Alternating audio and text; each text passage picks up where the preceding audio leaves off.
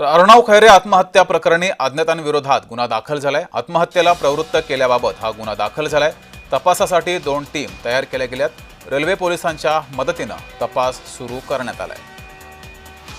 तर अज्ञातांविरोधात गुन्हा दाखल झालेला आहे आणि रेल्वे पोलिसांच्या मदतीने तपास सुरू झालेला आहे। सीसीटीव्ही फुटेज हे तपासले जातील। अर्णव खैरे यांनी आत्महत्या केली। रेल्वेमध्ये त्याला मारहाण झाली होती आणि याच मनस्तापातून त्याने आत्महत्या केली अशी माहिती त्याच्या कुटुंबियांनी दिली आहे। या सर्व पार्श्वभूमीवर गुन्हा दाखल झालेला आहे आणि आत्महत्येला प्रवृत्त केल्याबाबत जे कोणी दोषी आहेत त्यांचा शोध आता सुरू झालाय।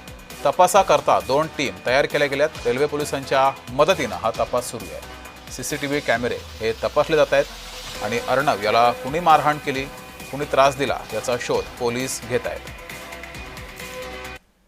त्यांच्या वडिलांनी पोलीस स्टेशनला येऊन सांगितलेलं आहे की कालच्या दिवशी ट्रेनमध्ये मुलगा जात असताना त्याचा गाडीत चढण्यावरनं गर्दीमध्ये काही मुलांशी वाद झाला आणि त्या मुलांनी मारलं। त्याच्यात मानसिक तणावाखाली होता।